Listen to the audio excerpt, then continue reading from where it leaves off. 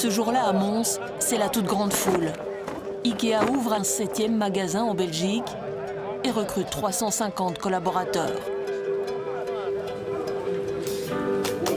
Le fabricant de meubles à bas coût a mis les petits plats dans les grands. En maîtresse de cérémonie, on retrouve Miss Belgique. Je suis tout d'abord très fière d'être ici avec une grand-mère qui habite Mons, quand même des origines à Mons. En tant que Miss Belgique, je me sens naturellement attirée par le luxe et le design, surtout le design. Ikea. Un rappel de la pose de la première pierre, un investissement de 100 millions d'euros. Et puis, des vidéos vantant le modèle suédois. Modèle qui emploiera bientôt 3600 personnes en Belgique. Moi, j'ai choisi le Murbaum. C'était le lit dans lequel je dormais chez ma grand-mère. Mon article favori, c'est la table lac. On sait tout de suite que ça vient de chez Ikea. Manquez plus que les boulettes, bienvenue dans le monde merveilleux d'Ikea. Pour ce Job Day, le géant suédois a fait appel à ses collaborateurs, premiers ambassadeurs de la marque et du job. C'est physique et donc qu'il faut pas avoir peur de poigner dedans et d'y aller, voilà. Ça, c'est important. Ici, j'ai vu qu'à Ikea, en fait, c'est plus comment nous on est plutôt que ce qu'on a fait avant. C'est ça que je trouve. Vouloir faire et on vous donne toutes les chances. C'est à vous de prendre les chances. C'est une fierté parce que c'est notre travail et voilà, on essaye de donner l'envie et la motivation aux gens de partager le quotidien. Vous avez été briefé ici pour parler? Ah non, du tout, non, je suis comme ça tout le temps et voilà. Une journée d'information à guichet fermé. Ikea a dû limiter son Job Day à 4500 candidats. 7000 personnes voulaient s'y inscrire. J'ai tout Ikea chez moi. De la salle de bain à la chambre. On a des emplois, c'est pas trop ça. Donc on sait qu'ici il y a des petites opportunités, donc c'est intéressant. Ça fait rêver, Ikea? Oui, on peut commencer bas et arriver haut. Je suis tellement motivée d'y entrer tout de suite et de travailler parce que c'est vraiment motivant. Je pense que Miss Belgique, elle ne travaille pas ici. Rarement un fabricant de meubles aura autant fait rêver. Mais derrière les sourires des candidats, l'enthousiasme des collaborateurs, que cache la marque jaune et bleue? Que valent ces meubles? Ce n'est pas du bois, c'est de l'aggloméré de bois. Donc un mélange de fibres de bois et de colle. Qui les fabrique? Dans quelles conditions? Avec quel profit? On ne sait pas vendre à perte, ça c'est sûr, mais on prend de petites marges. On vous modèle chez Ikea. Vous êtes une matière brute. Qui sont les fournisseurs? Comment sont-ils traités? En Chine, en France? On avait un savoir-faire. Il est parti où notre savoir-faire? Il est parti en Pologne. D'où provient le bois? Serait-il illégalement prélevé en Roumanie? Ce qu'on découvre ici, c'est complètement incroyable, scandaleux. Comment le géant suédois gère-t-il ses affaires, ses comptes? En Belgique, les dernières 5 années, on a payé pour plus que 100 millions d'euros au niveau taxes. Notre enquête nous a menés en Belgique, en France, au Luxembourg, en Roumanie, en Chine, avec toujours cette même question. Ikea, l'obsession du prix bas.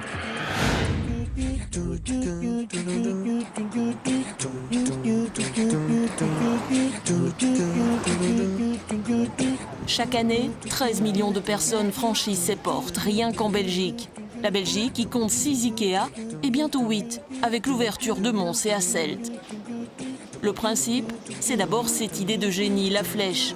Il faut suivre la flèche sur plus de 1 km 300 mètres en moyenne.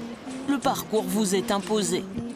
À l'étage, vous commencez par le showroom, où l'art de la mise en scène, le meuble, est présenté dans son intérieur. Le fait qu'il y ait des décors, je trouve ça sympa. C'est pas cher et il y en a un peu pour tous les goûts et c'est assez moderne. Du salon au bureau, de la cuisine à la chambre à coucher, le tout en mode suédois, moderne et épuré. De quoi finir par être inspiré, c'est le but recherché. C'est un rêve, c'est tout de suite sympa, agréable. Tous vos enfants sont meublés Ikea? Beaucoup. Vous en avez combien? 4. Retour au rez-de-chaussée. Voici le marché, là où les rayons débordent, où le désordre est organisé. Des tapis aux luminaires et aux bougies parfumées. C'est le moment d'acheter ce qui vous a inspiré. La visite se termine par le libre-service, l'autre idée de génie. Dans l'univers des cartons plats, pour gagner de la place, c'est vous qui accédez au stock pour récupérer vous-même votre meuble que vous allez vous-même monter. ça bien, mais le problème c'est les montées. Si on les redémonte, je ne crois pas que ce soit super. Mais bon, en attendant, on ne doit pas déménager tous les jours. En marchant d'un bon pas, au total, vous aurez parcouru 1 km 350 mètres à l'IKEA de Zaventem en 15 minutes, 24 secondes. Mais surtout en ayant parcouru tous les rayons, sachant que 2/3 des achats chez IKEA sont des achats impulsifs, difficile de quitter le magasin le caddie vide. Et parfois, il vaut mieux être deux. On avait besoin de beaucoup de choses parce qu'on s'installe ensemble. C'est bien parce qu'on peut tout acheter. IKEA, finalement, c'est un bon rapport qualité-prix. Pour un début. Et c'est beau. Et vous avez payé combien pour tout cela? Trop. Quand même plus de 1 000 €. Plus de 1 000 € pour ce jeune couple, selon nos estimations, dans les 317 magasins qu'IKEA possède dans le monde, chaque visiteur dépenserait en moyenne 40 €. À l'origine de l'enseigne jaune et bleu, un homme, Ingvar Kamprad. Il donne son nom à la marque qu'il crée en 1943.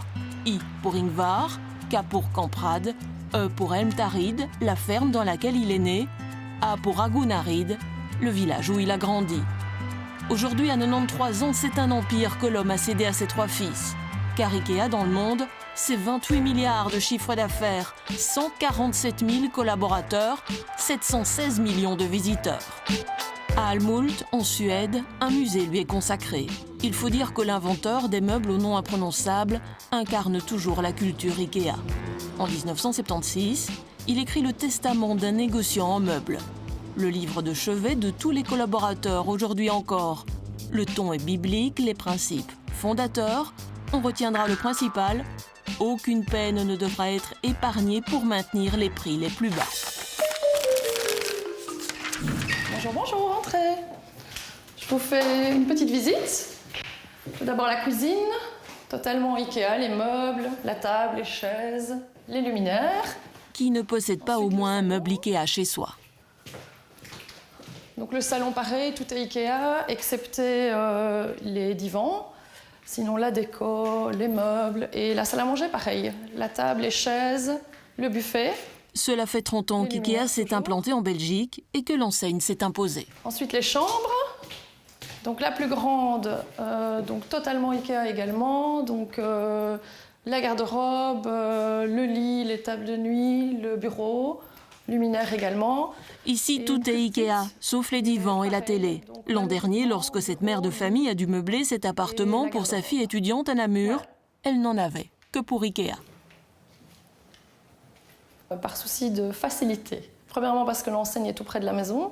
Et puis parce qu'il y a tout, ça part de la petite pièce décorative, à l'ustensile de cuisine, aux meubles, aux décorations, au linge de lit, de maison, enfin voilà, donc tout y est, donc ça allait vite, c'était une demi-journée à consacrer et puis tout était fait, tout le choix était fait. Un an plus tard. Donc voilà, un an après, j'ai pas grand-chose à reprocher. Il y a 2 étagères qui sont tombées, mais c'est un souci au montage, donc c'est pas IKEA. Et par contre, j'ai un petit meuble qui frotte. Vous voyez? Mais sinon, à part ça, pas grand-chose à reprocher. Pour tout l'appartement ici meublé, hormis la cuisine, on en a pour 3008, si je me rappelle bien. Et après, j'y suis retournée une seconde fois. À ce moment-là, pour tout ce qui est ustensiles de cuisine, donc les assiettes, les bols, la déco, ma fille est venue avec, et là, un petit 800 € également. Au total, 4 300 € pour meubler tout un appartement de chambre avec du mobilier tendance et neuf. Cette mère de famille se dit qu'elle aurait difficilement trouvé moins cher ailleurs. Voyons quel genre de produit IKEA propose à ce prix-là. Un tapis 11 queues de rhum à 39,99 €. 6 gobelets Calas, 1,99 €. Une table et 4 chaises Tarando, 69,95 €. Mais d'où proviennent tous ces produits? Ce n'est pas clairement indiqué sur l'étiquette. C'est dessiné en Suède, mais c'est pas écrit. Écoutez, à ce prix-là, ça ne peut pas être fait, parce qu'en Chine, non, en Belgique, sûrement pas. Prenons la table lac, un tout petit prix, 5,99 €, ce qu'on appelle un produit d'appel pour tout le rayon. C'est encore rentable, une table à 6 €? Vous ne vendez pas à perte? On ne sait pas vendre à perte, ça c'est sûr, mais on prend de petites marges. De petites marges, on ne saura pas combien. Il faut dire que dans un produit, un tas de facteurs interviennent. Prenons le volume. Et pour bien s'en rendre compte, Ikea nous ouvre exceptionnellement les portes de son centre de distribution de Genk près d'Asselt. Un vaste entrepôt, 100 000 mètres carrés, un demi-kilomètre de long, 200 mètres de profondeur. Ici, on ne parle pas en tonnes, mais en mètres cubes. Chaque année, 2,5 millions de mètres cubes de marchandises transitent ici. Quand on sait qu'il existe 35 centres de distribution Ikea dans le monde et que celui de Genk se situe dans la moyenne, cela fait au moins 87 millions de mètres cubes de produits Ikea qui parcourent le monde. L'entrepôt tourne jour et nuit, 5 jours sur 7. En partie robotisé, aucun détail n'est négligé pour diminuer les coûts. Vroeger werd alles verstuurd en ontvangen op houten pallets. Avant, toutes ces palettes étaient en bois, ça prenait de la place pour le stockage, pour le transport aussi. Maintenant, tout est en carton, ça veut dire qu'on peut mettre plus de choses sur ces palettes et plus de choses dans nos camions aussi.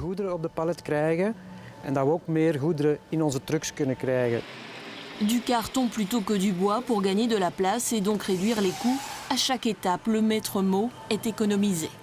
Dans le processus de design, il y a déjà un ingénieur d'emballage qui est impliqué afin d'optimiser le design du produit pour l'emballage et donc par après le transport d'une façon efficace. Un design au service du coût. Un produit pourra donc être modifié juste parce qu'il coûte trop cher à l'emballage. On nous dévoile volontiers quelques trucs pour diminuer les prix, mais pas un mot sur la marge réalisée sur un produit. En tant qu'entreprise de prix bas, cette information est très stratégique pour nous, donc ça c'est quelque chose qu'on ne met pas sur le marché. Non. En revanche, Ikea nous détaille la liste des éléments qui interviennent dans le coût d'un produit. Le volume, la logistique, la concurrence, le pouvoir d'achat, les coûts salariaux, le taux d'imposition.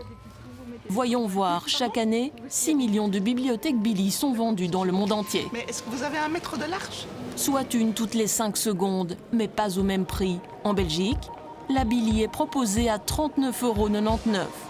En Roumanie, le même modèle est un peu plus cher, 199 lei, 45 €. En Chine, c'est encore plus cher, 399 yuan, soit 55 €. Effectivement, le pouvoir d'achat n'est pas déterminant pour fixer le prix d'un produit. Mais que penser de la qualité? Dans son testament, Ingvar Kamprad écrit « Jamais la qualité ne devra constituer un but en soi, mais elle devra être adaptée aux besoins des consommateurs. » Eh ben voilà justement une garde-robe qui est emportée par un client, une garde-robe Ikea. Le meuble Ikea est-il vraiment résistant? Un petit salon, un 2+1, tissu, Ektorp, Ikea. C'est un classique. Un grand classique. Ici, un chouette modèle, le Pong, en cuir. Très bel état aussi. Dans ce magasin seconde main, on s'arrache les meubles Ikea. Contrairement aux idées reçues, ils peuvent avoir plusieurs vies. Ils résisteraient au démontage, au remontage, au transport. Il y a tout de même une petite astuce. Les garde-robes, c'est souvent en module chez Ikea, c'est bien fait. Le grand meuble que vous voyez là, c'est aussi tous des petits modules qui s'assemblent. Ça permet de ne pas faire de casse au niveau du démontage et du remontage. Et ça permet d'avoir une longévité plus importante du produit. Les meubles Ikea ont vraiment beaucoup de succès en fait. Bien sûr, un succès dingue. Ça se vend très bien, ce sont des objets fonctionnels, dans l'air du temps, il n'y a aucun problème. Les prix sont adaptés, ça se vend très bien. Et à gamme égale, le meuble Ikea serait même de qualité supérieure. Ici, vous avez clairement une petite étagère de moins bonne qualité. On voit tout de suite le dos est moins bien fini. C'est un produit qu'on répugne un peu à prendre parce qu'il vieillit très mal et on a du mal à le vendre. Bah, par exemple, voilà, vous voyez, tout de suite, ça casse. Il manque, ça part très rapidement. Tout de suite, elle vaut plus rien, cette garde-robe, cette petite armoire, pardon. Ce n'est pas de l'Ikea. Seul bémol, l'originalité. Ça ne fait pas preuve d'une grande originalité que d'avoir du mobilier Ikea. D'ailleurs, ce n'est pas l'originalité qu'ils cherchent, ils cherchent d'avant tout du pratique. Arrêtons-nous un instant sur le produit. De quoi sont faits les meubles Ikea? Pour mieux se rendre compte, nous voici à Visé, chez Rigaud, 4 générations d'artisans ébénistes. Ils nous ouvrent leur cave à bois sur le principe de la cave à vin. Il faut 1 an de séchage pour 1 cm. Et donc là au-dessus, il faut combien de temps? Là au-dessus, ben voilà, c'est de 8 cm, ben il faut 8 ans. Et celui-ci fait 10 cm, il faut 10 ans. Bref, ici le bois vieillit comme le bon vin. Chez Rigaud, on ne travaille que le bois massif, contrairement à Ikea qui fabrique la plupart de ses meubles avec des panneaux en aggloméré. La différence, elle se voit surtout lorsque le bois est scié.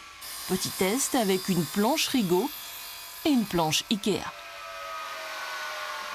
Vous remarquez qu'à l'intérieur, ce n'est pas du bois, c'est de l'aggloméré de bois. Donc un mélange de fibres de bois et de colle. Donc ce sont tous les déchets et on met beaucoup de colle pour les maintenir ensemble.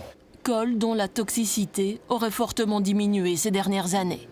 Et par-dessus, on met un film, soit de papier photo imitation bois, soit éventuellement une très fine pellicule d'1 dixième ou 2 dixièmes de bois. L'autre planche que j'avais, la voici, là c'est du chêne massif. Vous voyez qu'en sciant, ce sont les fibres qui se prolongent et c'est vraiment le bois dans toute son épaisseur. Bref, rien à voir, d'apparence plutôt semblable, les deux produits sont radicalement différents au niveau de la qualité de bois et surtout du coût. Quand on travaille ceci, on cherche le coût, la production en série, d'éviter la main-d'œuvre. Tout le contraire du travail de ce bois massif. Avec la main-d'œuvre qu'on doit ajouter pour obtenir un panneau d'1 mètre carré, on peut dire qu'on est certainement à 20 fois le prix de l'autre panneau. Incroyable, la fabrication d'un meuble Ikea en panneau de particules coûterait donc 20 fois moins cher au mètre carré qu'un meuble en bois massif. Finalement, Ikea, c'est un bon rapport qualité-prix. Ça, je ne peux pas vous dire que c'est un bon rapport qualité-prix. Ce que je peux vous dire, c'est qu'ils cherchent à vous offrir le meuble au prix le moins cher.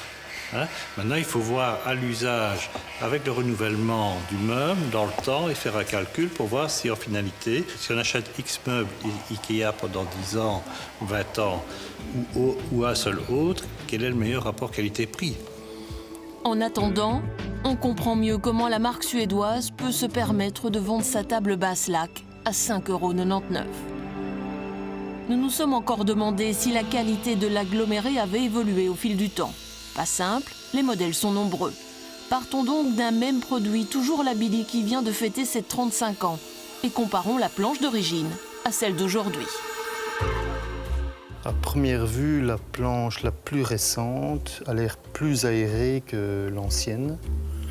Donc probablement qu'elle a une masse volumique plus faible que l'ancienne. Ça reste à vérifier.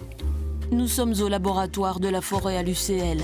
Cet anatomiste du bois va plonger des échantillons de panneaux dans l'eau pour en mesurer la masse. Plus la masse volumique est importante, plus la planche est solide.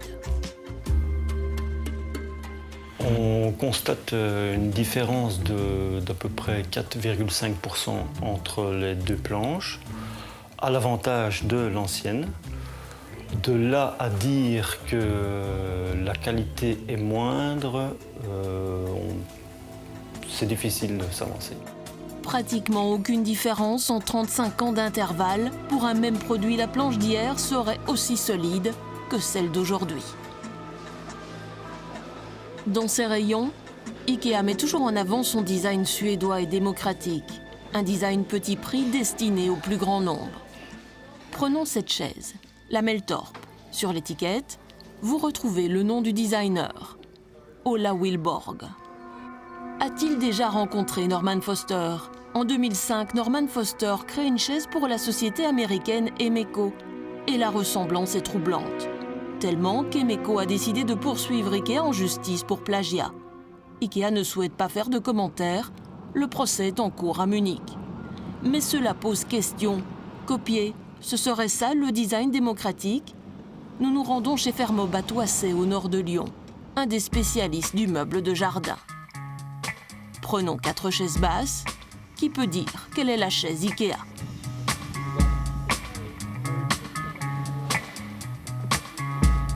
Au départ, Fermob est une société familiale. Bonjour mesdames, ça va? Il y a 25 ans, Bernard Rébier reprend l'affaire et lui donne un second souffle. À l'international, la ville de New York lui a même passé une commande de 12 000 chaises, autant que le nombre de taxis new-yorkais. Alors, nous allons nous diriger vers la chaîne de peinture. Début des années 2000, Fermob lance la gamme Luxembourg, des chaises de jardin métalliques de différents styles, une création qui prend du temps. Un développement de produits, et c'est le cas dans beaucoup de secteurs, c'est facilement 2 ans. Parce que les produits paraissent simples, mais il y a beaucoup de détails qui demandent beaucoup de temps. Alors, comme c'est souvent le cas, d'autres marques vont s'en inspirer largement. Voici la chaise Roxo d'IKEA, très semblable avec ses voisines Fermob. On est ici sur ce que j'appelle le design d'inspiration pour ce modèle par rapport au design d'innovation. Nous, notre métier, c'est l'innovation. Chaque mot est pesé. On ne parle pas de copie conforme, mais de design d'inspiration. Ce qui est sûr, c'est qu'au niveau prix, cela fait une grosse différence. La chaise IKEA coûte 59 €, les Fermob, 250 à 350. IKEA, un designer d'inspiration. Je dirais que comme c'est un distributeur, le leader mondial, il a popularisé des formes modernes et on peut penser que IKEA, ayant popularisé, IKEA est le père ou la mère du design. C'est faux. En amont de tout ça, il y a des milliers de designers en France, en Italie, en Belgique ou partout ailleurs qui inspirent les équipes d'IKEA. Et dans le milieu, on vous dira que tout le monde inspire tout le monde.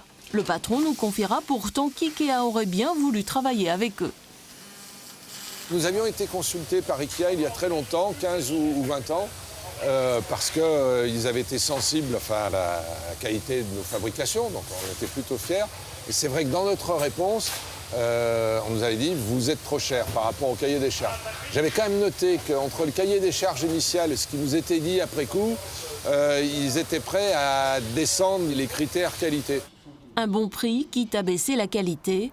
Dans le testament IKEA, Ingvar Kamprad écrit « Les auteurs de solutions coûteuses sont généralement des médiocres ».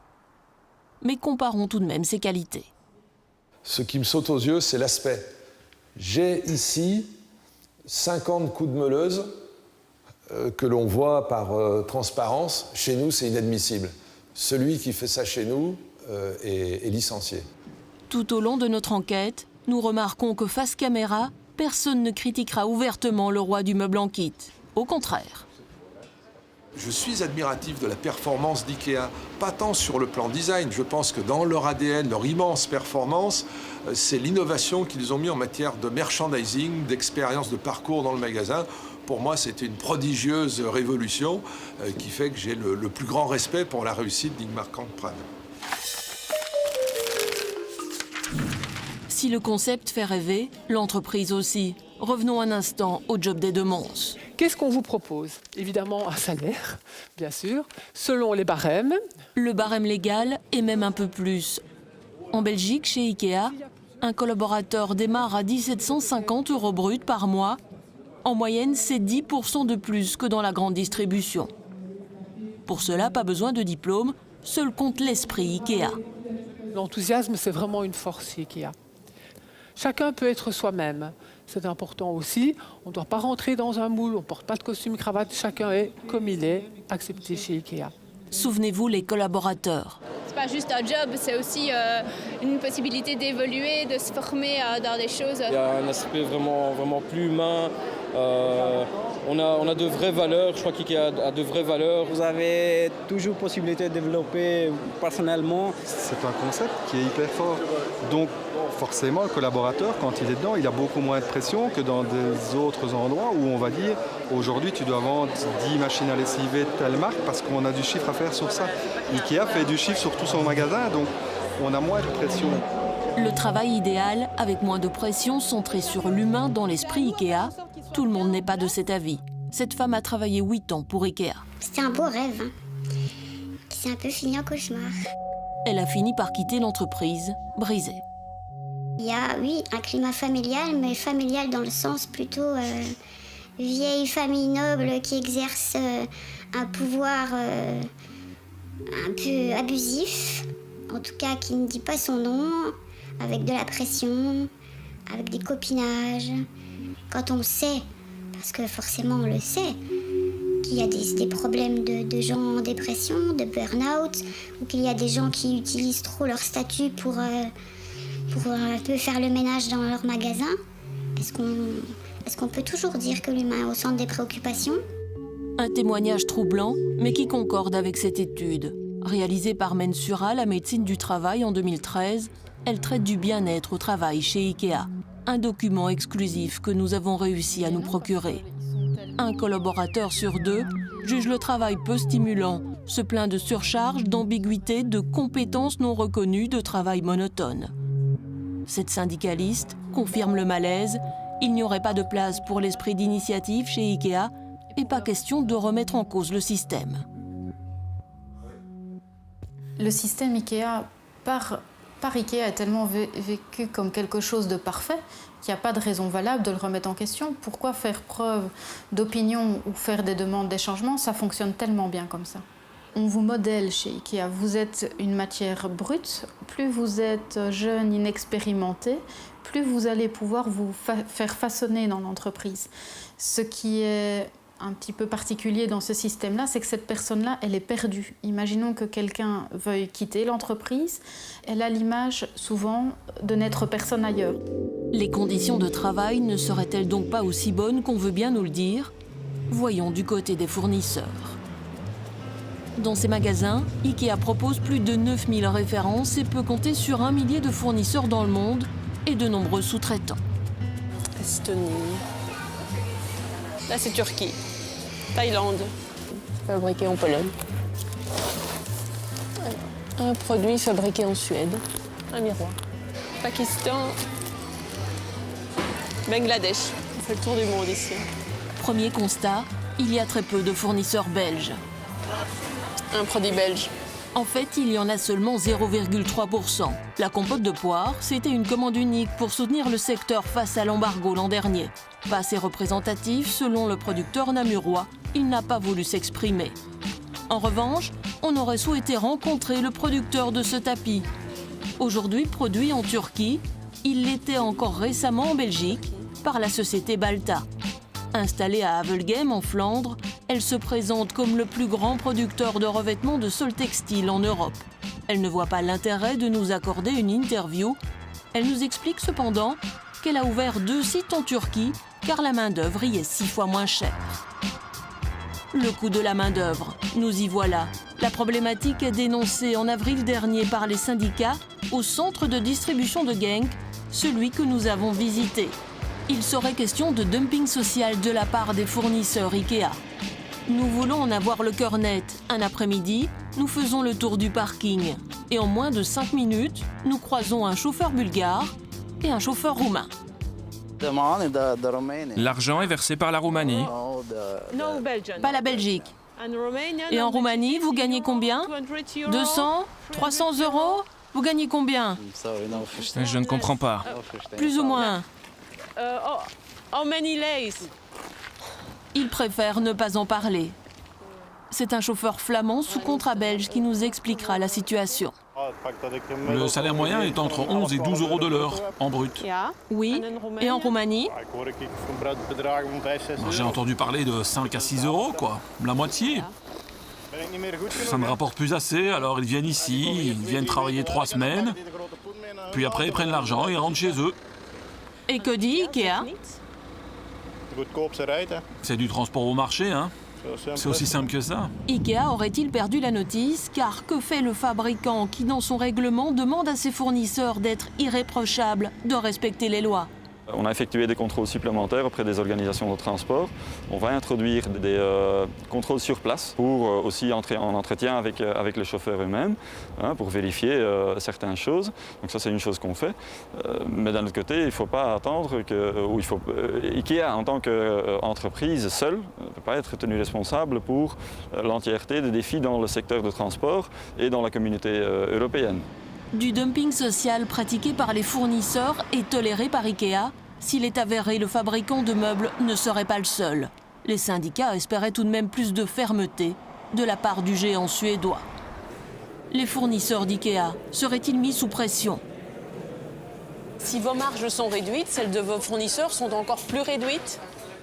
Ce n'est pas le cas. On a toujours de bons accords avec nos fournisseurs.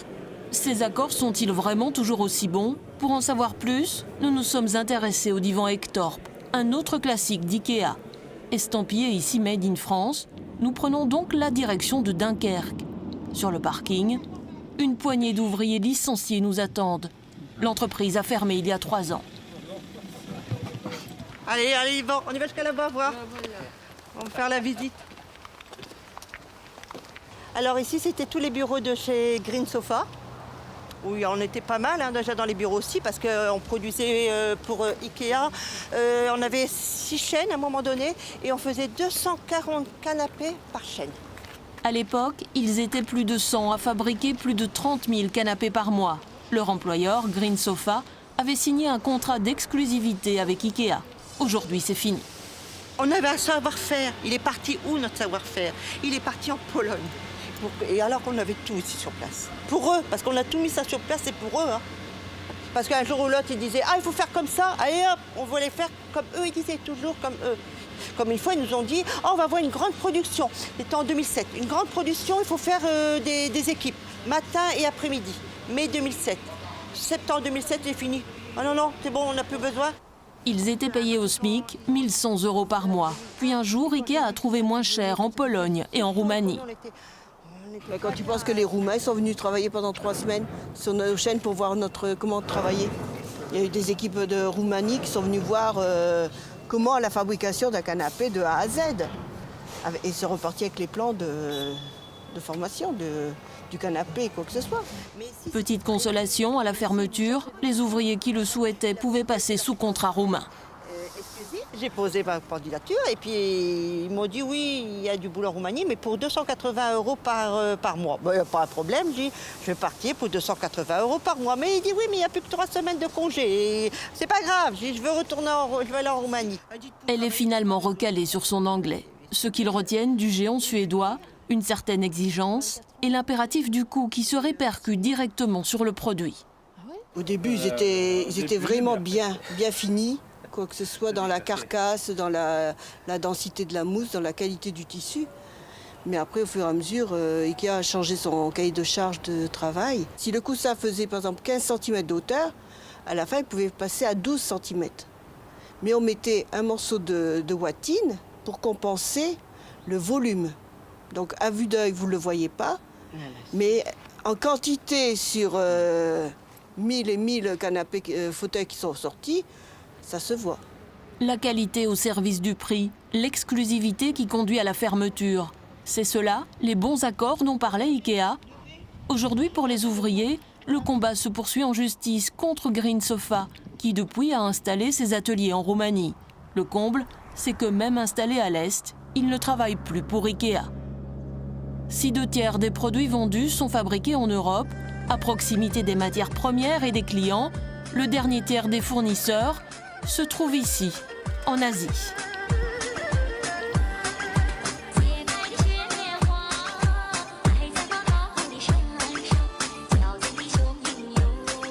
Un sacré marché, le marché chinois avec plus d'1,3 milliard de consommateurs et autant de main-d'œuvre, longtemps qualifiée de bon marché. Autant dire que les fournisseurs d'IKEA y sont nombreux. Mais en 2012, coup de tonnerre en Mandchourie, dans le nord-est de la Chine. Plus de 200 d'entre eux claquent la porte. Du jamais vu. À Mudanyang, ce jour-là, nous avons rendez-vous avec l'un de ses patrons. Ou plutôt le fils du patron déjà promu sous-directeur à 26 ans. Tao Tang nous ouvre exceptionnellement les portes de son usine.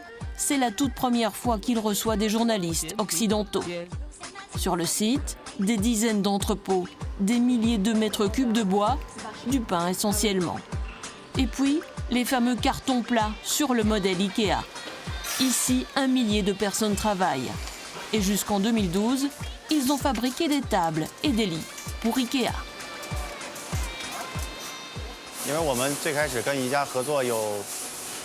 On a travaillé pendant 16 ans avec Ikea, mais le prix n'a pas arrêté de baisser. Les conditions de travail n'étaient franchement plus correctes à la fin. Ce n'était vraiment plus en notre faveur. On a donc décidé d'arrêter. Il faut dire que le coût de la vie n'arrête pas d'augmenter. Les salaires aussi. Vous gagnez combien?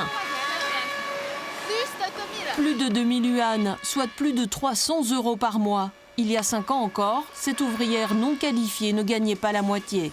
Aujourd'hui, elle fait partie des bas salaires de l'usine. Face à ces augmentations, IKEA aurait-il eu des exigences irraisonnables avec ses fournisseurs chinois? À Bruxelles, au siège central, on s'en défend. Chaque 2 ans, on fait une enquête, on fait un sondage auprès de nos fournisseurs où on demande leur satisfaction, etc. Et 80% de nos fournisseurs disent qu'ils voudraient faire plus de business avec IKEA. Donc peut-être là, il y a, et ça on ne peut jamais exclure avec des milliers de fournisseurs, qu'il y en a qui sont moins contents, mais il y en a d'autres qui sont très contents. Est-ce que vous mettez la pression sur les fournisseurs? On travaille en partenariat avec les fournisseurs. Pas de pression, seulement du partenariat. En Chine, malgré la rupture, notre patron chinois voue une certaine admiration aux fabricants suédois. On doit beaucoup à IKEA sur la gestion des usines, la gestion des coûts. Ils nous ont appris beaucoup de choses. Mais économiquement, on ne pouvait plus baisser nos prix. Alors on a décidé de créer notre propre marque. Dans leurs ateliers, on remarque pourtant qu'ils continuent à fabriquer certains modèles IKEA pour d'autres clients. Et si vous continuez à faire les lits, même si vous ne travaillez plus pour IKEA? Oui, oui. Avec leur technique à eux, par rapport à leur modèle ou sur un autre modèle? On a un peu changé. Le style des barreaux de lit est tout de même très ressemblant. Des copies de meubles IKEA à la sauce chinoise. Intrigué par la nouvelle marque du fournisseur chinois, on voudrait savoir comment il s'en sort sans IKEA. On se met à la recherche de sa nouvelle enseigne. Pas facile à trouver, pourtant facilement reconnaissable, avec en façade les couleurs du géant suédois. Mais rien ne semble gagner. Ici, les affaires n'ont jamais pris. Un petit problème de localisation, nous dit-on.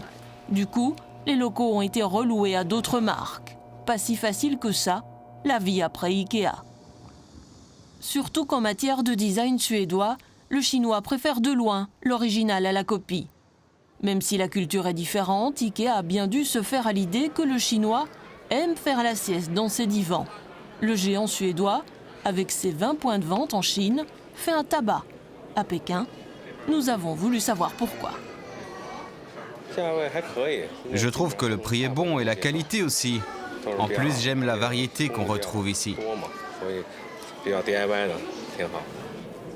En fait, ici, le client est persuadé de n'acheter que suédois. C'est original, la qualité est très bonne. Souvent, dans les produits fabriqués chez nous en Chine, ils contiennent des senteurs toxiques. Ils ne sont pas aussi bien faits que les produits IKEA.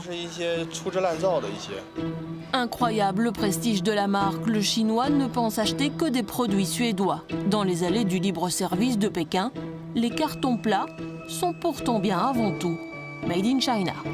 Mais revenons à nos fournisseurs. Nous voici à présent à Yichun, toujours dans le nord-est du pays, en Mandchourie. Ici encore, cela fait des années que la ville vit de commerce en tout genre et au rythme des marchands de bois et des fabriques de meubles. Ce matin-là, nous avons rendez-vous avec un autre fournisseur d'IKEA. Surprise, lorsque nous franchissons le portail de son usine, tout est désert, les ateliers sont à l'arrêt. La vie après IKEA semble décidément bien compliquée. IKEA voulait l'exclusivité, à présent le voilà sans rien. Pourtant, dans les années 2000, avec ses 400 travailleurs, l'usine a fabriqué jusqu'à 100 000 tables par an. Dans son bureau, le patron nous montre un de ses modèles dans un vieux catalogue. Au départ, le numéro 1 du meuble en kit lui offrait un prix correct, puis ce prix n'a pas arrêté de baisser. Un jour, il a craqué. Il y a un bureau d'IKEA dans la région, j'y suis allé. Je leur ai demandé d'augmenter le prix. Non seulement ils ont refusé d'augmenter le prix, mais en plus ils ont proposé de baisser de 2 à 5% par rapport au prix d'avant. J'ai calculé, si on baisse de 2 à 5%, alors on perd 3 millions de yuan. En 2012, j'ai décidé de ne plus travailler avec IKEA, je suis parti. Le patron a fait ses calculs. Avec Ikea, il perdait 3 millions de yuan par an. Sans Ikea, seulement 240 000 yuan, les salaires et les frais fixes. Les fournisseurs ont seulement droit à 8% de marge avec Ikea. Quand c'est plus que 8, ils demandent de diminuer le prix. Ils nous achètent des tables à quelques centaines de yuan qu'ils revendent à des milliers. Le prix dans les magasins, c'est 2 à 5 fois supérieur au prix auquel ils nous les achètent. Puis, l'homme va nous expliquer ce qu'il appelle la méthode Ikea. Écoutez plutôt, c'est surprenant. Par exemple, si ce produit se vend mal, si le chiffre d'affaires n'est pas bon, Ikea va chercher un défaut dans le produit du fournisseur. Et avec ce petit défaut, il va faire toute une histoire. Ou alors il va demander de reporter la livraison s'il ne peut pas annuler la commande. C'est la méthode Ikea. Et Ikea ne veut pas le reconnaître. Nous, on la connaît bien. Aujourd'hui, sa principale préoccupation, relancer l'entreprise pour écouler son stock de bois à un prix correct. En le quittant, il nous interpelle. Vous pourriez demander à Ikea une commande, 20 000 unités, mais avec une augmentation de 3 yuan. Est-ce que vous pouvez faire ça? Vous ne pouvez pas, hein, vous êtes les médias, c'est-à-dire l'opinion publique. Et si l'opinion publique parle mal d'Ikea, Ikea sera mécontent. L'homme sait qu'il n'a plus rien à espérer d'Ikea, mais nous demande tout de même de rester juste et objectif. Car s'il en est là, il ne veut pas qu'on dise que c'est uniquement de la faute d'Ikea. On n'a pas vraiment l'habitude de se fâcher contre des gens, contre des fournisseurs. Mais ici, je peux pas vous promettre, bien sûr, de la Belgique et qu'on va rétablir la relation avec cette organisation-là. Mais le directeur de la communication admet tout de même qu'IKEA s'est séparé de 80 fournisseurs en Chine. Motif, ils ne répondaient plus à leurs attentes ni à leurs critères qualité. Il faut dire que ces dernières années, la Chine a été très préoccupée par sa forêt. La région d'Ichun, que l'on surnomme aussi la mer de bois, a vu ses ressources fondre à force de fournir tout le pays pendant des décennies. Aujourd'hui, il est interdit de couper le moindre arbre. Ce bûcheron peut en témoigner, il a perdu son emploi, mais il reconnaît qu'il était temps de réagir, de replanter. Il n'y a plus de gros arbres maintenant. Ils sont très fins. Dans des parcs naturels, ils sont gros comme ça. Mais ça, c'est dans les zones protégées. C'est la forêt primaire. On ne peut pas couper. Les parcs naturels sont devenus des parcs d'attractions, où l'on explique aux jeunes Chinois l'importance de la forêt durable. Dans les usines, le bois provient désormais de Russie, située à 2 heures de route de là. Il serait d'aussi bonne qualité, et surtout moins cher.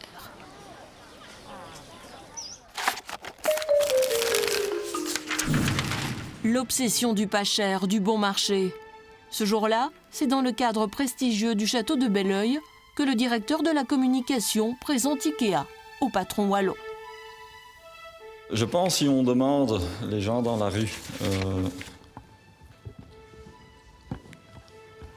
avec quoi on associe Ikea, je pense qu'on peut attendre une des deux réponses. L'un, c'est les boulettes et l'autre, c'est le meuble en kit. Il est vrai que sa structure financière est moins médiatisée. Le sujet est sensible, les questions délicates. Pas question de dévoiler certains chiffres. Au niveau du bénéfice, au niveau Belgique, on ne communique pas. Je peux vous confirmer que le bénéfice au niveau du groupe s'élève à 3,3 milliards l'année fiscale passée. Avons-nous bien entendu? Au niveau mondial, le groupe Ikea, c'est 3,3 milliards de bénéfices pour 28 milliards de chiffre d'affaires. Impressionnant. En revanche, top discrétion pour la Belgique. Pourquoi on ne peut pas connaître les chiffres sur la Belgique?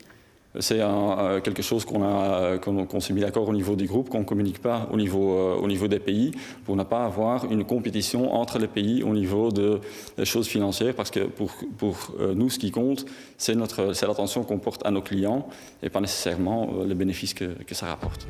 Plus important les clients que le bénéfice, voyons plutôt. On en parle peu, mais en Belgique, il n'y a pas que les points de vente Ikea, il y a aussi les sociétés.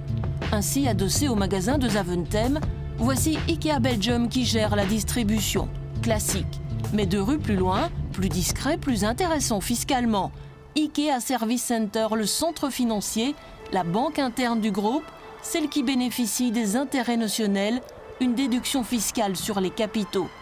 Selon ces documents de la Banque nationale, il s'élevait à plus de 325 millions d'euros en 2014. En Belgique, les dernières 5 années, on a payé pour plus que 100 millions d'euros au niveau taxes. Et donc voilà, je crois qu'on contribue considérablement. Effectivement, IKEA paie des impôts en Belgique, mais grâce aux intérêts notionnels, IKEA Service Center en paie beaucoup moins. Nous avons fait le calcul sur les 5 dernières années. On dépasse rarement les 2,5% de taxes. Du coup, ses bénéfices explosent, 1,6 milliard sur les 5 dernières années. Chez IKEA, pas de commentaires sur ce volet précis. En Belgique, hors intérêt notionnel, le taux d'imposition sur les sociétés est généralement de 34%. Au château de Belleuil, on apprend encore que le groupe IKEA dépend directement d'une fondation située aux Pays-Bas. La fondation, ça permet au groupe IKEA d'être indépendant des marchés financiers, quelque chose qui a été très utile les dernières années. Et donc on développe uniquement sur base de nos propres moyens. Mais c'est oublié de signaler que la fondation aux Pays-Bas permet aussi une plus grande déduction d'impôts. Face au patron wallon, c'est l'aspect caritatif qui sera mis en avant. IKEA Foundation fait des supports au développement, aux circonstances de vie des enfants partout dans le monde. On travaille très étroitement avec UNICEF, Save the Children, par exemple. Vos explications sont bien plus claires que les notices de montage. IKEA n'est pas cotée en bourse. Elle n'a de compte à rendre qu'à ses propriétaires, la famille Kamprad, et à l'occasion au grand public, lorsqu'elle n'a pas vraiment le choix, lorsqu'elle est secouée par des scandales. Il y a 20 ans, par exemple, des ONG dénoncent le travail des enfants chez des fournisseurs d'IKEA. On avait dit que des enfants fabriquaient les meubles, maintenant ça c'est fini? Oui, ça c'est complètement fini. Pour nous, le travail d'enfants c'est complètement inacceptable. Nous avons un code de conduite très strict. Notre enquête financière ne s'arrête pas là. Ce jour-là à Arlon, c'est l'inauguration en grande pompe de la réouverture du magasin IKEA. Toute la classe politique locale est là. L'enjeu est important. Vous avez vu le monde que ça amène. Kounrad peut me donner le chiffre, c'est plus d'1 million de personnes qui viennent chaque année. 1,4 million ici. 1,4 million de personnes qui viennent sur notre commune grâce à IKEA. Bref, un événement célébré comme il se doit. En revanche, pas de grand tralala de l'autre côté de la frontière. Le Grand-Duché ne compte aucun magasin IKEA, mais possède tout de même plusieurs bureaux. Rien qu'à cette adresse, en plein centre de Luxembourg, 4 noms. Interfund Management, Inter-IKEA Holding, Interfinance, Interogo Finance. En caméra discrète, on essaye d'en savoir plus. Bonjour. On est de la RTBF en fait. Voilà, on fait un reportage sur IKEA et on voulait savoir ce que représentait Inter-IKEA Holding, Interogo Finance et ça. Il faut que vous vous renseigniez auprès de la directrice de la communication qui est à Waterloo. Vous êtes combien à travailler ici? Il y a plusieurs sociétés, il y en a 4 au moins sur la porte. Regardez sur la boîte de lettres, c'est complexe. Surprise, on nous renvoie donc à Waterloo. Ici, impossible d'atteindre directement les bureaux comme à Luxembourg. On appelle donc la responsable communication juste derrière la barrière. Qu'est-ce que ça signifie, le groupe service à Waterloo? Vous avez vu notre site internet? Il y a beaucoup d'informations. Nous avons regardé et voici les informations publiées. Tout semble interconnecté, les bureaux de Waterloo avec les Pays-Bas, le Luxembourg et le Liechtenstein. Effectivement complexe. Mais on a toujours un peu de mal à comprendre ce que font les bureaux de Waterloo. Ça signifie qu'on a des gens qui travaillent ici, plusieurs fonctions au service du groupe, comme moi à la communication. Concentrons-nous sur le Luxembourg. Nous retournons consulter un journaliste spécialisé. Selon la structure du groupe, Inter-IKEA Group, basé au Luxembourg, détient la structure néerlandaise, qui est donc le premier franchisé. La structure luxembourgeoise est le franchiseur. C'est donc elle qui a la propriété de la marque et bénéficie à ce titre de régimes fiscaux ad hoc. Avantageux. Avantageux. Une exonération de 80% des revenus liés à la propriété intellectuelle au Luxembourg. 80% d'exonération sur les revenus liés à la propriété intellectuelle, tout à fait légal, mais surtout une bonne raison de s'installer au Grand-Duché. Résumons. IKEA pour le grand public, c'est surtout des magasins. qui dépendent d'une fondation basée aux Pays-Bas. Beaucoup moins connue, IKEA, c'est aussi la marque, liée à Inter-IKEA, localisée au Luxembourg et dont la structure renvoie au Liechtenstein. Des sociétés interconnectées pour assurer le développement de la société. C'est comme n'importe quel artisan, un cordonnier ou mon grand-père était viticulteur, il avait à cœur que la propriété reste dans la famille. Mais j'imagine qu'on peut répliquer ce modèle-là à IKEA. En 2011, à force d'être attaqué sur sa structure financière complexe, Ingvar Kamprad réplique dans un communiqué. En voici un extrait, éclairant. Nous avons toujours considéré les impôts comme un coût à pied d'égalité avec les autres coûts liés à notre activité. Une structure fiscale optimisée nous donne la flexibilité d'utiliser les fonds déjà taxés. Optimisé pour payer moins de taxes et en toute légalité. Mais on n'est pas au bout de nos surprises, car depuis, il y a eu l'affaire LuxLeaks. En novembre dernier, LuxLeaks dévoile les accords secrets passés entre les grands groupes et le fisc luxembourgeois. Dans ce document confidentiel de 2009, on apprend qu'Inter-IKEA change de structure pour s'adapter à la législation, tout sauf un détail. Ce qu'il se passe, c'est que lors de la conversion, le capital fiscal de la société luxembourgeoise est réévalué à 5 milliards. Et ça permet, en gros, à la société luxembourgeoise de distribuer à l'avenir des dividendes à hauteur de 5 milliards à son actionnaire, qui est apparemment une fondation Liechtenstein, en exonération d'impôts. Incroyable, 5 milliards exonérés d'impôts, voilà qui valait bien un petit changement de structure. En tant qu'expert fiscal, c'est que cette construction, elle est parfaitement légale. Et c'est bien joué de la part d'IKEA. C'est bien joué de la part d'IKEA. Fiscalement aussi, IKEA sait faire preuve d'une grande créativité. Et souvenez-vous, le testament. Les auteurs de solutions coûteuses sont généralement des médiocres. Bref, comme tout est légal, optimisons. Avant de quitter Luxembourg, une autre société au design suédois nous intrigue, Ikano. Elle est située dans le même pâté de bureau qu'Inter-IKEA. C'est pas du tout la banque d'IKEA ici où... On obtient un rendez-vous avec la porte-parole. Elle ne souhaite pas être filmée. Et donc, vous n'êtes pas la banque d'IKEA ? Non, on est la banque d'Ikano. Nous avons les mêmes fondateurs, c'est pour ça que vous mélangez tout. Et cette société n'est pas là pour payer moins d'impôts. Non, on est indépendant. On est indépendant. Une société de services sans lien avec IKEA, sauf avec la famille Kamprad, tout cela est bien complexe. À l'accueil, on peut tout de même voir qu'Ikano possède Dendropoland, qui chaque année fabrique 2 millions de matelas pour IKEA. Pour mieux maîtriser ses coûts, IKEA n'est jamais en manque d'idées. Cet été, la société vient de faire une immense acquisition en Roumanie. Non pas le bâtiment de la bourse de Bucarest, désormais barré par une immense publicité pour la marque suédoise. En fait, IKEA vient de s'offrir 33 600 hectares de forêt pour mieux gérer son approvisionnement. Certains diront pour une bouchée de pain. Difficile de savoir combien en 2013. Elle était mise en vente pour 116 millions de dollars, peu comparé au bénéfice mondial de 3,3 milliards. Aujourd'hui, IKEA devient ainsi le plus grand propriétaire de forêt en Roumanie. Ici, la nouvelle acquisition d'IKEA fait grand bruit car certains l'ont appris un peu par hasard, et surtout à leurs dépens. Ce jour-là, nous avons rendez-vous avec un homme qui se sent floué. C'est vrai, IKEA possède une portion de ma forêt. Pour comprendre, il faut remonter à 1948. Au départ, la forêt appartenait à notre famille. Elle a été saisie par les communistes en 1948. Ils l'ont exploitée jusqu'à la rétrocession, début des années 90. Quand c'est arrivé, j'ai donc tout simplement réclamé ma forêt. Mais ils ne m'ont pas tout rétrocédé. Pour récupérer son bien, l'homme a saisi la justice. À présent, il se dit qu'il n'a plus d'autre choix pour suivre le nouveau propriétaire, IKEA.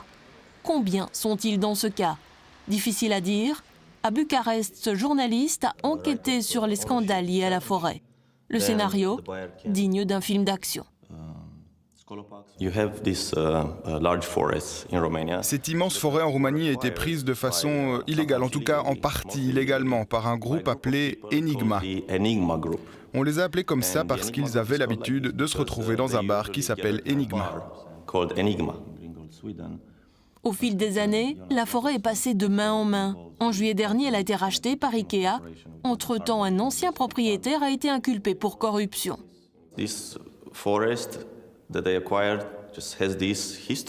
Cette forêt a son histoire, et ce n'est pas une bonne histoire. Il faut donc vérifier la provenance, voir qui sont les vrais propriétaires. Ça doit être fait au plus haut niveau d'IKEA, parce que même quand on s'appelle IKEA, ça peut se retourner contre vous. À Bruxelles, on nous assure que tout est sous contrôle. Pour l'instant, on n'a pas d'informations comme quoi il y aurait des terrains qui appartiendraient à quelqu'un d'autre. Donc on a fait notre devoir, on a vérifié ces choses-là et on a enlevé les terrains dans lesquels on pensait qu'il y avait des contestations. Rien à signaler, ils admettent tout de même avoir pris des dispositions. La forêt, un sujet très sensible en Roumanie. Gabriel Paun en a fait sa priorité. Activiste, il a travaillé pour Greenpeace avant de créer sa propre association. Son combat, débusquer la forêt coupée illégalement. Les dernières années, la Roumanie a tellement perdu de forêt. Ils ont évalué la perte à 5 milliards d'euros dans la dernière décennie. Aujourd'hui, il est interdit de couper des arbres dans les parcs et les réserves naturelles. Ce matin-là, on le retrouve avec un ami biologiste dans le parc d'Apuzeni, dans le nord du pays. À peine arrêté, il croise un transporteur de bois. Le convoi leur semble louche. Gabriel Paun passe immédiatement un coup de fil au numéro d'urgence le 112 pour vérifier les autorisations. Ils disent que c'est OK avec ce camion. Il est bien enregistré dans le système. L'enregistrement, ce n'est que la première étape, car la vraie question, c'est d'où vient le bois. En Roumanie, le 112 a été étendu à la forêt. En cas de problème, les coordonnées sont transférées à la police. En 6 mois, 3000 infractions ont été constatées. En attendant, les témoins de coupes illégales se multiplient. C'est un désastre. Que voulez-vous? Il ne reste rien sur des dizaines d'hectares. Ils coupent tout.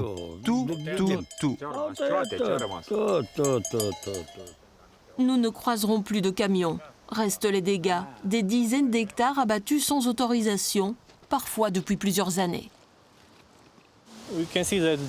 Vous pouvez voir les coupes. Celles-ci datent de plusieurs années, mais ils n'ont même pas replanté. La forêt se régénère très très lentement. Mais est-ce vraiment la faute d'IKEA? Pour les deux hommes, c'est d'ici que les sous-traitants approvisionnent directement le géant suédois. C'est bien connu que les fournisseurs d'IKEA utilisent des arbres provenant de ces forêts. Même s'ils disent que le bois est certifié, qu'ils n'arrêtent pas de faire du marketing autour de la durabilité, un excellent management bien sûr. Personne en fait aujourd'hui ne peut prouver la traçabilité. Si on nous signale des choses sur lesquelles on pense qu'ils ne vont pas, de toute façon on examine toujours, on vérifie. On fait des contrôles. En Roumanie, pour l'instant, à notre connaissance, il n'y a pas de coupe illégale. Cela fait des mois que Gabriel Paun surveille les fournisseurs d'IKEA. Près de Cluj, voici Ecolor, un site de 45 000 m², toute l'étendue du village. Ils n'ont pas souhaité nous rencontrer. À quelques kilomètres de là, Sortilem. Ici encore, notre activiste est persuadé que l'entreprise achète du bois illégalement coupé. On voudrait en savoir plus, par mail ou à la grille. C'est compliqué de décrocher un rendez-vous. On ne peut pas aller voir le showroom? C'est impossible. On peut voir vos chaises dans un magasin? Quelque part, vous avez un magasin? Non? Pourquoi c'est si secret? Ce n'est pas secret. Finalement, par téléphone, le patron nous affirme ne pas commercialiser de bois provenant de zones illégales. La parole de l'un contre la parole de l'autre.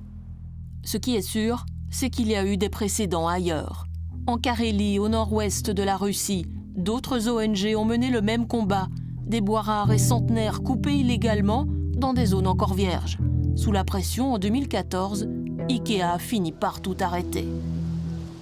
Ikea, accusé de déforestation, ses besoins sont immenses. Chaque année, Ikea consomme 1% des réserves mondiales de bois. Alors que le fabricant met en avant le côté durable, 40% de son bois est labellisé, certifié développement durable. Les scandales liés au bois font tache. Ici en Roumanie, à Gherla, la ville a toujours connu les fabriques de meubles. Elles sont d'ailleurs sponsors du centre culturel. Son directeur tient absolument à nous présenter deux chaises. Ici, nous avons une chaise de la fabrique de Gherla dans les années 70, de la période communiste. Et ici, voici l'autre, de l'après-révolution, de la nouvelle compagnie qui travaille avec Ikea. Mais si Ikea a choisi Gherla, et plus généralement les pays de l'Est pour sa production, ce n'est pas qu'une question de tradition. À votre avis, pourquoi Ikea vient ici? Pour la main-d'œuvre bon marché, la qualité allemande et les salaires roumains? Est-ce qu'il paie bien? Le minimum à l'économie. Combien? 1050 lei. 1050 lei bruts, soit en net 200 € par mois en 2015, à seulement 2 heures de Bruxelles. Souvenez-vous, c'est moins que le salaire de ces ouvriers chinois qui gagnaient 300 € par mois. À l'IKEA de Bucarest, nous recherchons les chaises fabriquées en Roumanie. Voici Lidolf, vendu à 219 lei, 50 €. Avec son salaire, un ouvrier roumain qui travaille dans une fabrique de bois pourra s'en offrir 4 par mois. Ikea, l'obsession du prix bas. Que ce soit au niveau du produit, des fournisseurs, de la structure financière, des matières premières, le roi du meuble en kit semble toujours cultiver la même obsession, décrocher les meilleurs prix pour ses clients et pour lui. Rien d'autre qu'Ingvar Kamprad n'ait déjà écrit dans son testament, souvenez-vous, aucune peine ne devra être épargnée pour maintenir les prix les plus bas.